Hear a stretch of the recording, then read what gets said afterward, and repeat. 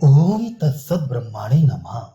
श्री छांदोग्य उपनिषद श्री शंकराचार्य भाष्य चतुर्थ अध्याय दशम खंड उपकोसल के प्रति अग्नि द्वारा ब्रह्म विद्या का उपदेश पुनः अन्य प्रकार से ब्रह्म विद्या का निरूपण करना है। इसलिए तथा ब्रह्मवेत्ता की गति और अग्नि विद्या भी बतलानी है। इसलिए श्रुति आरंभ करती है।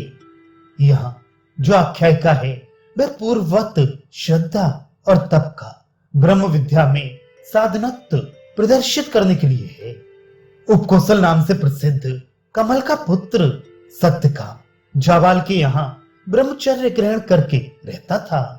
उसने 12 वर्ष तक उस आचार्य के अग्नियों की सेवा की, किंतु आचार्य ने अन्य ब्रह्मचारियों को तो समावर्तन संस्कार कर दिया, किंतु केवल इसी का नहीं किया।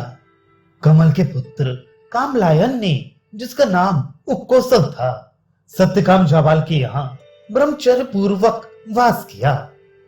उसने 12 वर्षों तक उस आचार्य के अग्नियों की परिचर्या सेवा की, किंतु उस आचार्य ने अन्य ब्रह्मचारियों को तो स्वाध्याय ग्रहण कराकर समावर्तन कर दिया, किंतु उस उपकोसल का ही समावर्तन नहीं किया। उस आचार्य से उसके भार्या ने कहा, यह ब्रह्मचारी खूब तपस्या कर चुका है, इसने अच्छी तरह अग्नियों की सेवा की है। देखिए अग्नियां आपकी निंदा ना करें, अतः इसे विद्या का उपदेश कर दीजिए। किंतु वह उससे उपदेश किए बिना ही बाहर चला गया। उस आचार्य से उसकी भार्या ने कहा, इस ब्रह्मचारी ने खूब तपस्या की है, इसलिए अग्नियों की अच्छी तरह सेवा की है, किंतु श्रीमान अग्नियों में भक्ति रखने वाले इसका समावर्तन ही नहीं करते, अतः यह हमारे भक्त का समावर्तन नहीं करता। ऐसा जानकर अग्नियां आपका परिवाद आपकी निंदा ना करें, इसलिए इस उपकोसल को इसकी अभीष्ट विद्या का उपदेश कर दीजिए। किंतु स्त्री द्वारा इस प्रकार कहे जाने पर भी वो उससे कुछ कहे बिना ही बाहर चला गया।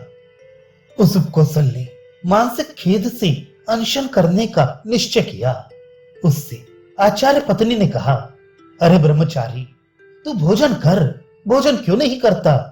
वह बोला, इस मनुष्य में बहुत सी कामनाएं रहती हैं, जो वस्तु के स्वरूप का उल्लंघन करके अनेक विषयों की ओर जाने वाली हैं।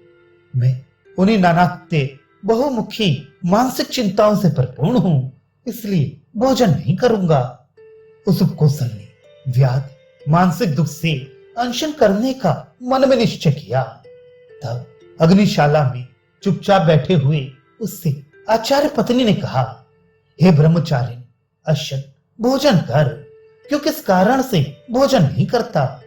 वह बोला, इस अकृतार्थ साधारण पुरुष में अपने कर्तव्य के प्रति बहुत सी कामनाएं इच्छाएं रहती हैं, जिन व्याधियों कर्तव्य संबंधी चिंताओं के अत्यय अतिगमन वस्तु के स्वरूप का उल्लंघन करके विषय प्रवेश के मार्ग नाना हैं, ऐसी जो नानात्य कामना रूप व्याधियां अर्थात कर्तव्यता प्राप्ति निमित्तिक मानसिक दुखें, मैं उनसे परिपूर्ण हूं, इसलिए भोजन नहीं करूंगा। ब्रह्मचारी के इस प्रकार कहकर चुप हो जाने पर फिर अग्नियों ने एकत्रित होकर कहा, यह ब्रह्मचारी तपस्या कर चुका है, इसने हमारी अच्छी तरह सेवा की है, अच्छा हमें इसे उपदेश करें। ऐसा निश्चय कर वे उससे बोले, प्राण ब्रह्म है, का ब्रह्म है, खा ब्रह्म है।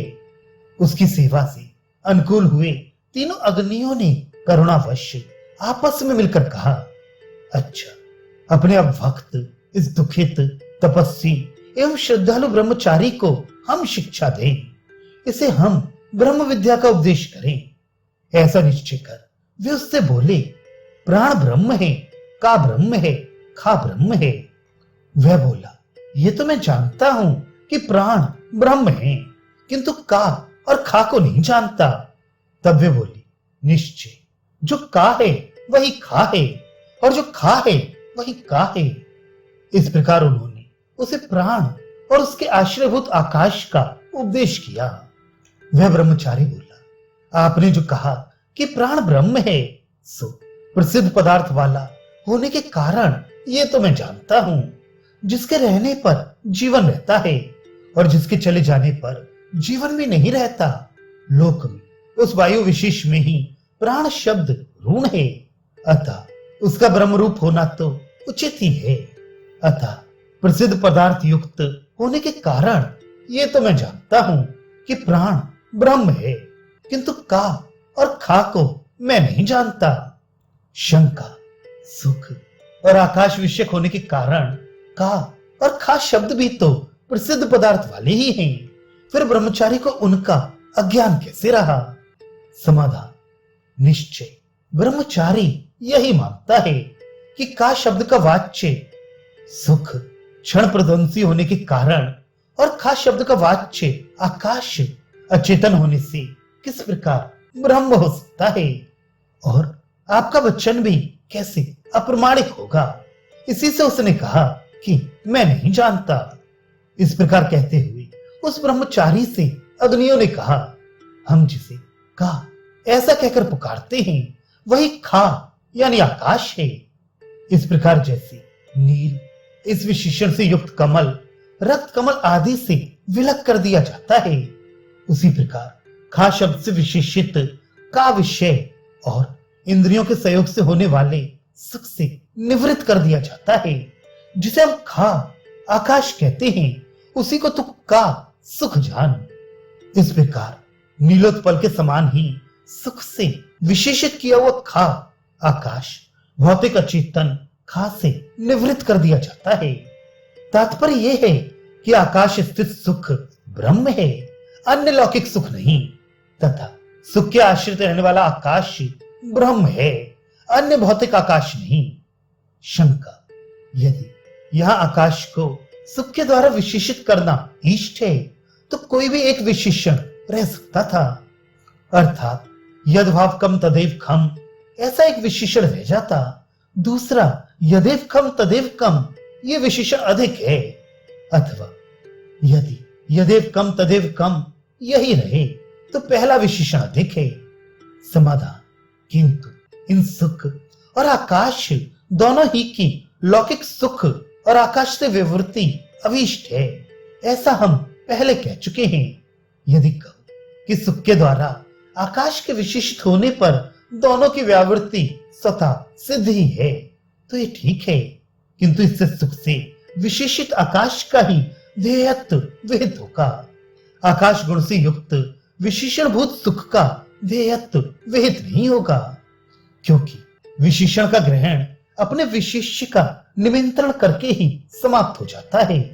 इसलिए सुख का भी ध्येयत्व प्रतिपादन करने के लिए आकाश से सुख को भी विशेषित किया गया है। शंका, किंतु ऐसा किस प्रकार निश्चय किया जाता है? समाधान, ब्रह्म शब्द से का शब्द का भी संबंध होने के कारण का ब्रह्म है ऐसा निश्चय होता है। यदि सुगुण विशिष्ट आकाश का ही ध्येयत्व बतलाना इष्ट होता तो अग्निगण पहले कम खम ब्रह्म सुख स्वरूप आकाश ब्रह्म है ऐसा कहते, किंतु उन्होंने ऐसा नहीं कहा। तो क्या कहा है? का ब्रह्म है, खा ब्रह्म है ऐसा कहा है। अतः ब्रह्मचारी के मोह की निवृत्ति के लिए यद्भाव कम इत्यादि रूप से का और खा दोनों ही शब्दों को एक दूसरे के विशेषण विशेष रूप से बतलाना उचित ही है। अग्नियों के कहे हुए इस वाक्य के अर्थ को श्रुति हमारे बोध के लिए कहती है। अग्नियों ने उस ब्रह्मचारी को प्राण और तदाकाश उसके आकाश का अर्थात आश्रय रूप से प्राण से संबद्ध हृदयकाश का उपदेश किया तथा सुगुण विशिष्टता बतलाने के कारण उस आकाश को सुगुण विशिष्ट ब्रह्म और उसमें स्थित प्राण को ब्रह्म के संपर्क के कारण ही ब्रह्म बतलाया। इस प्रकार प्राण और आकाश इन दोनों का समुच्चय कर अग्नियों ने दो ब्रह्म बतलाई।